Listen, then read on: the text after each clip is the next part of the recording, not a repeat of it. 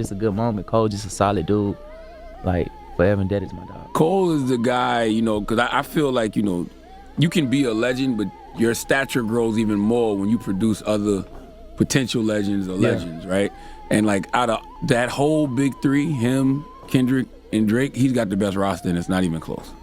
For sure. Between Irv Gang, Dream. J. Cole is setting up J.I.D for greatness. Now, for context, it's important to note that this conversation stimulates from J.I.D, baby, just a few letters. He's going on tour, but not just any tour. He's going on a $1 in a Dream tour, a pre-lux tour. And yes, that means it's a throwback to those every tour location being sold for $1. Now, for those of you who might not be familiar, take a listen. You got a dream like you never see obstacles. The wristband he shows off is key.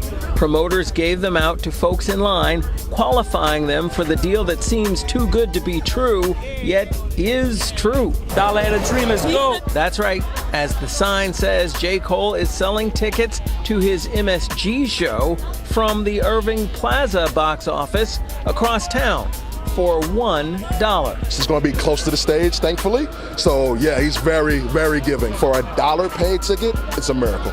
That's up to a nearly $1,000 value. That's why people came from far and wide to be in this serious line. The first idea that I ever had that was like a good promo idea was like, yo, take these down. We're not trying to make money. We spent $500 to press 500 copies. Like, we just want to make our money back, and it's still not even about that. We're gonna go to A&T, and we're gonna go to the games, and we're gonna go be out there around all these people. That's literally our demographic. So when we get down there, we're gonna go up to people and we're gonna pitch to them this. Listen, here's this CD. I know I would give it to you for free because I don't care about making the money. I just want you to listen to the CD. I would give it to you for free right now, but I know if I give it to you for free, you're gonna throw this shit away as soon as you get around the corner. I know that. But so if you give me $1 right now, all I'm asking for is $1. I know you're gonna listen to. You at least gonna play the first or second song if you pay. Because guess what? I know you ain't gonna throw $1 on the ground. Yeah. So like, just pay me $1 and you got the CD. And all I'm asking is that you listen. Boom, boom. Yo, Scott, when I tell you, me and my niggas was down there. Eve was down there. RJ was there. Mike was there. Smitty was there. We had so much fun selling these fucking CDs and giving that pitch. That was literally where $1 in a Dream came from, was selling CDs for $1 at A&T Homecoming, bro. And there you have it. Now, Ebe, president of Dreamville, he states, "We back in motion for my boy J.I.D. These $1 in a Dream shows used to always be something special and meant so much to so many fans and to us." He goes on to say, "If you don't know how this goes, ask around, and good luck. If you know how this goes, welcome back, and good luck." Now, of course, for those of you that have been around, you understand that being able to guess where the location will be at, where they are selling these $1 tickets, that's really the challenge in itself. But nevertheless, I'm so glad to see that J.I.D is carrying on this tradition. And it's really dope because I do see a lot of greatness in J.I.D, and I think there's a lot of similarities between him and Cole. And I'm not the only one that have said this. Because like you have like a very similar energy to J. Cole from my like experience from talking to him and stuff. Is like I feel like you guys are on like a pretty similar wavelength in terms of like personality type or like energy level. Like certain people just seem like they mesh well together, you know? And I'm like very not surprised that you guys seem like you get along well. Yeah, that's my dog, bro. He's just a good name. You want me to tell you what he said earlier when I asked him what made you want to work with him? What made you want to get him signed and everything? You excited for this? Nope. He said so much shit. The first thing was how gifted he was with putting his words together. But the thing that solidified it was when I saw his work ethic and his hunger. A lot of people want it, but they're not willing to put in the work. He's not one of those people. His potential is GOAT status. And yes, he put the GOAT emoji. He didn't write out GOAT. It was just a good moment. Cole just a solid dude. Like, forever indebted to my dog. Cole is the guy, you know, because I feel like, you know, you can be a legend, but your stature grows even more when you produce other potential legends or legends, right? And like out of that whole big three, him, Kendrick, and Drake, he's got the best roster, and it's not even close. For sure. Between Irv Gang, Dreamville, Ari Lennox. You said between him, Drake, and Kendrick. Kendrick has got Keem. They got PG Lane. I was just saying because what's name is top. TDE, right? Yeah. TDE top. Yep. So, yeah. For sure. So what is he doing that you think everybody else may not be doing? He just real into the like art of it. He love the music, you know what I'm saying? It's actually his label, so he has to. If you gonna sign off on something, it gotta be something that you really love. Mm-hmm. And I feel like he just real what's the word? Intentional. Mm-hmm. Yeah, I kind of think he tries to see himself in some of the artists that he signed, and I think that's just like goes all across the board for the whole label. Like everybody, he probably just sees himself in pieces of everybody, and that's how he move with it, I guess. He sees a part of himself with every person he signs. Now, I want to pose the question to all of you listening. Do you think that the label has dropped the ball when it comes to promoting JID? Or do you agree with me that he has been set up for greatness? Let me know what you think in the comments. Because if you're asking me, I think it's laughable that some folks believe J.I.D isn't getting the right promo simply because he isn't viral on the timeline. Breaking news! Going viral on the timeline is not gonna garner a lifelong fan.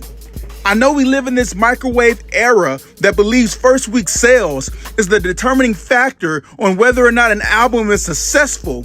But what's more important than the first week is the actual product and lifelong performance of the album. In all of Dreamville's years of existence, they have never chased viral headlines. They've only sought to create moments that would enhance the fans' experience of the music while creating unique experiences for the prospective artists. Thing that I saw personally that I observed from J. Cole, when he was working on some project. I don't know what project it was, but he had rented out this studio right in Atlanta. He had probably about, in the time that he had the studio, he probably brought 100 different rappers through there and just worked with everybody individually. Who, J. Cole? J. Cole, yeah. Like putting music together for him, trying to throw him on this song. Just, he had an open studio for all the artists that wanted to come through there and fuck with it.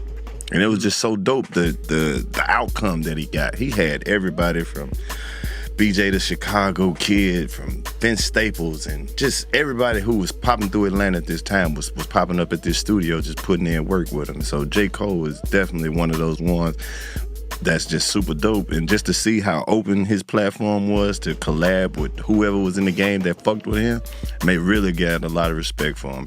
And there you have it. Now, that's my video for the day. Caleb from Twitter is signing out. Peace.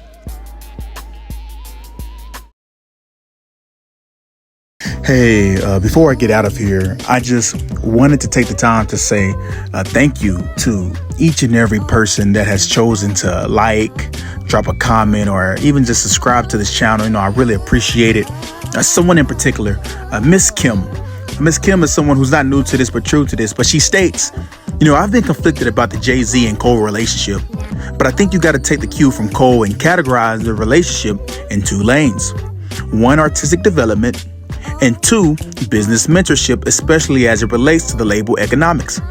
So I think we can all agree that Jay did nothing for Cole's art except push him off onto other artists or producers who he thought would help Cole create a radio hit. Cole did not get artistic guidance from Jay. They did not chop it up in the studio, and Jay never sent beat songs for Cole to feature or be highlighted on a Jay album except his debut, offering A Star Is Born. Now, Ms. Kim goes on to say, however, ironically, Jay did offer those opportunities to Drake and Kenny.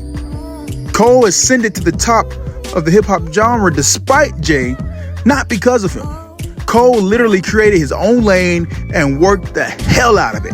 Oh my God, Ms. Kim, if I had the air horns, I'll be firing right now because you was cooking with this comment. And for those of you who aren't tuned into the Inevitable audio series, it's kind of hard to not walk away with that same takeaway if you really listen to J. Cole and how he described him and Jay's dynamic. But Ms. Kim, thank you for that comment. I really appreciate it. It's people like you that are one of the reasons why I created this channel, so that we can discuss these type of things in regards to music. I'll give a brief update on this channel. We are continuing to see growth. We're currently at 1236 subscribers. I'm grateful. I'm appreciative. If you haven't dropped a like yet, please do so now. But that's all I got for y'all. Peace.